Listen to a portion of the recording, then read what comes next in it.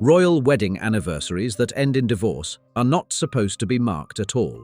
This year, 13-year-old Prince George marked one anyway. There is no toast, no reissued photograph, and no line in the court circular for a marriage that ended the way this one did. Charles and Diana were married at St. Paul's Cathedral 45 years ago this week. Nobody at Kensington Palace had scheduled a statement about it. The date usually passes the way every anniversary of that marriage has passed since 1996, in silence, unmentioned, treated by the family as a private matter that ended badly and stayed that way. Then, the evening before the anniversary, George walked into the Sunken Garden, carrying something small enough to close inside one hand. Nobody in the press office approved it. No photographer was there to record it. Nobody watching the statue that week had been told to expect anything at all. He is Diana's eldest grandchild, born almost 16 years after she died. What he had brought that evening has a wedding day history far older than either of his parents, and how it reached him, more than what it actually was, is what turned one quiet visit into a story the whole family is now talking about. Here's what happened. This isn't just a boy marking a date he had no obligation to know about. It's the family's future king at 13, choosing on his own to fold his grandmother back into the one royal wedding the palace has spent almost 30 years declining to mention. Charles and Diana's anniversary has never been marked publicly since their divorce, not with a statement, not with so much as an old photograph reissued for the day. If George's gesture holds, this is the first time in nearly 3 decades that anyone inside Kensington Palace has treated 29th July as a date worth remembering rather than one worth quietly letting pass. What he did that evening in the Sunken Garden is one thing. What it did to his grandfather's composure the following morning, once Charles found out, is another, and by every account it did not stay off his face for long. The wedding itself needs little introduction. 29th of July 1981, St. Paul's Cathedral. What gets left out of the anniversary retellings is smaller, and it is the detail that matters here. Since 1858, every royal bride has carried a sprig of myrtle in her bouquet, a tradition that began with Princess Victoria, Queen Victoria's eldest daughter, using cuttings from a myrtle bush still growing today in the grounds of Osborne House on the Isle of Wight. Diana's sprig in 1981 came from that same original plant.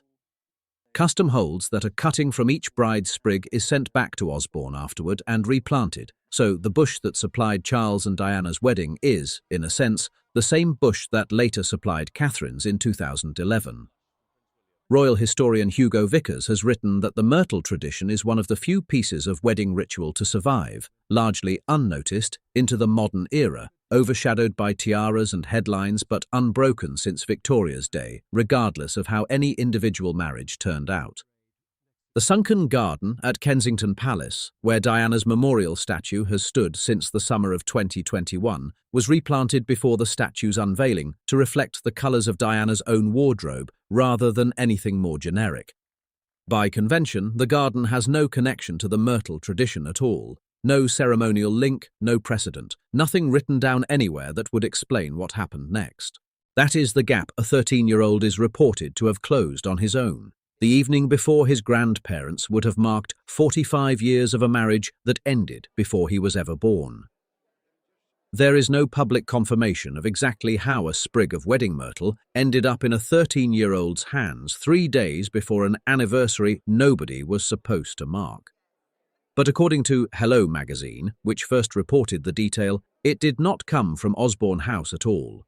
It came from a cutting kept much closer, inside Kensington Palace's own walled garden, grown from stock descended from the original plant, and normally reserved for family weddings, not memorials. Nobody has explained on the record how a request for it reached the gardening staff, or who signed off on cutting a wedding flower for a garden that has never, in 5 years, hosted one. The request came anyway, and it was granted. The next part is where a gardening story stops being a gardening story. A source close to the household has said George's interest did not begin with the anniversary at all. It began weeks earlier, when he came across a photograph of his grandmother on her wedding day and asked his father what she had been holding.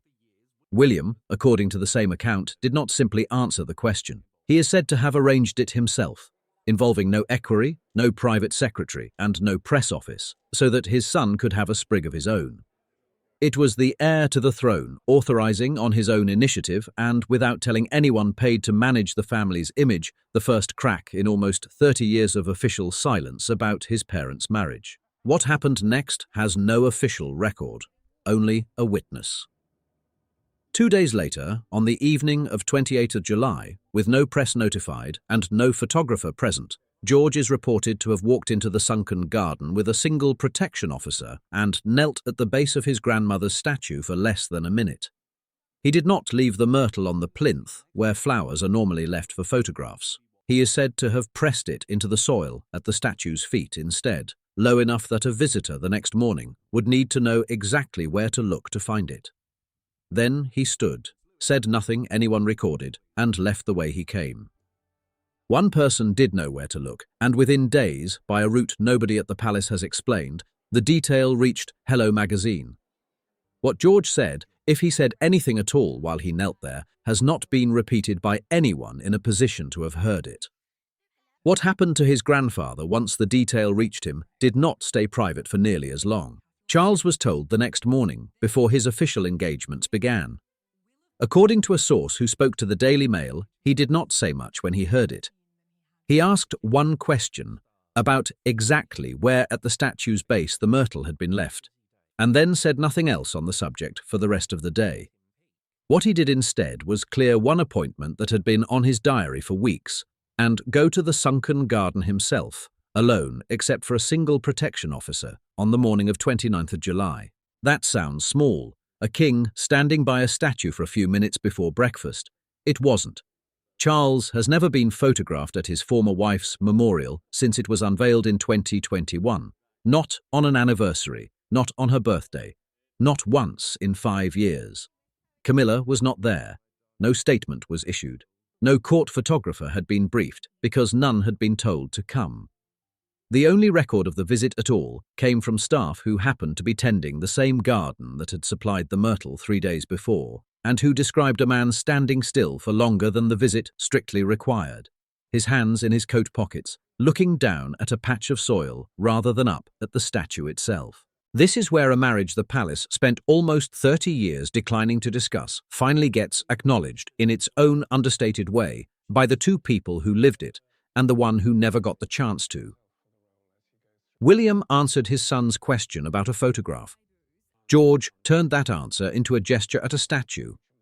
And Charles, the following morning, appears to have gone to say something no one recorded to a woman he married 45 years ago, divorced 15 years into it, and lost roughly a year after that. Nothing about it looks coordinated, and that is precisely what makes it hold together. George's request started with a photograph, not an instruction. William's help started with a father answering a question, not a plan drawn up by anyone paid to manage the family's image. Charles's visit came a full day after the fact, once he already knew what had happened without him, and once there was nothing left for him to arrange, only somewhere to stand. 3 people, a generation apart, arriving separately at roughly the same instinct, none of them waiting for the other 2 to go first. What this ordinary Wednesday actually did was quietly restore a date the family had let go dark for almost 3 decades. Royal wedding anniversaries are not, as a rule, occasions the palace marks once a marriage has ended, and this one had ended twice over. First in divorce, then in something nothing could undo. There was never an obligation for anyone to remember 29th July at all. That a 13-year-old chose to, anyway, without being asked, says something about how the next reign may end up holding Diana's memory. Not through renamed gardens or official portraits, but through small, specific gestures a child decides on his own are worth doing. It suggests the family's relationship with this particular date was never really resolved by 3 decades of silence. It was only paused, waiting for someone young enough not to know he wasn't supposed to mark it. Diana chose a sprig of myrtle for her own wedding at 20, from a bush she likely never thought about again. 45 years later, her grandson chose the same flower from the same lineage for a garden built to remember her instead.